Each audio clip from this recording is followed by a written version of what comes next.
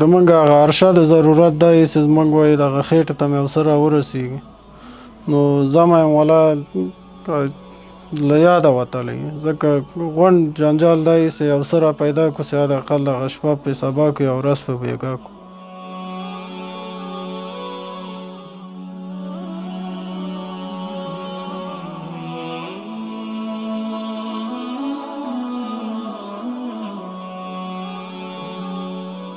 بسم الله الرحمن الرحیم. برادران و خواهرای محترم گرامی، السلام علیکم و رحمت الله و برکاته. ما فعلا در خانه یکی از برادران قرار داریم که اینا نابینا هستند و هیچ کدام عایدی ندارن. البته این به مسئله خیریه احساس معرفی بودن و چندین مرتبه امرایشان کمک شده. امروز چند قلم مواد خوراکه برشان آوردیم. دیگه من از شما تقاضا دارم که لطفا کمک کنین این فامیل و ضمانت کنین که در برابر ماه $50 شما میتونین این فامیل ضمانت کنین و یک زندگی برشان ببخشین که حداقل یک پوی کچالو در سر سفره داشته باشن. زمستان هم پیش روی است. شما باور کنین که اوضاع بسیار ناگوار است. این نمونه هزارا فامیل است. دیگه وطن ما که در ایالت قرار داره و ما شما در کشورهای خارج به سر میبریم، الحمدلله بهترین زندگی داریم و براتون اطمینان میتونم که از طرف مؤسسه خیریه که حاجی صاحب امیدی چیز است عضو فعال از این مؤسسه است، به گارانتی به مستحقین واقعی میرسه. ما شما خواهش میکنیم که برادر ما را که در ایالت قرار داره کمک کنید. جزاک الله الخیر. السلام علیکم و رحمت الله و برکاته. الله الرحمن الرحیم.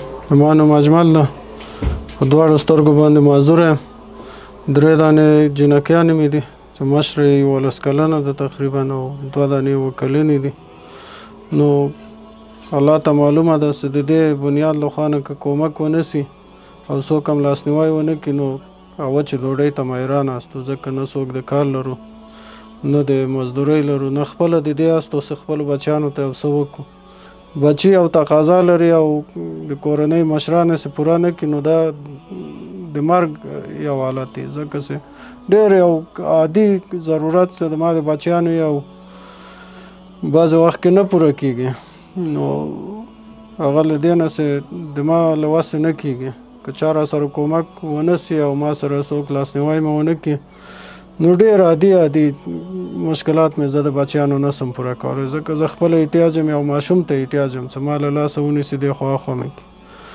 نو زندګي داسې یو زندګي ده بالخصوص په دغه شرایطو کې چې نه خیر شته نه خیرات شته، د بدون له دغه احساس بنیاد نه چې موږ سره کومک کېږي نو الله ته معلومه ده چې په کور کې مې دغه پیره خو هېڅ هم نه وو. والله بالله کله کله داسې دغه 20 روپۍ یا 10 روپۍ د کتابچو د مکتب کتابچو ته هم زه سوچ وکړم خدای که دا پیره بیا پیدا نه سي ماشومان نه ځي مکتب ته یا غواړي نو سړي باندې ډېره سخته تېرېږي. که څه امکانات یې نه وي، پیسې نه وي، مزدوري نه وي یا کومک نه وي نو یو معذوره به څه رقم وکړي نو چې 5 ډوډۍ را پیدا سي موږ باندې هغه ورځ اختر وي، ځکه چې موږ وایو چې دغه نن خو خدای را پیدا کړل سبا ته بیا لاس و پښې ورته خورو نو زه مې دپاره هېڅ هم نشته.